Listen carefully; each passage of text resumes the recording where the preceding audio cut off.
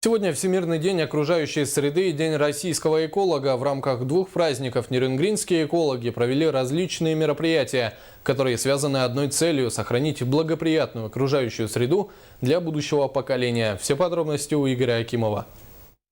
В честь празднования Всемирного дня окружающей среды и Дня российского эколога Нерюнгринский комитет охраны природы организовал ряд мероприятий по благоустройству города. Весь инспекторский состав совместно со своим подшефным детским объединением «Юный исследователь» занялись посадкой деревьев, которая в этом юбилейном году посвящена 70-летию Победы в Великой Отечественной войне. Хотелось бы в этот день поздравить всех экологов, всех неравнодушных людей, всех, кто причастен к этому делу.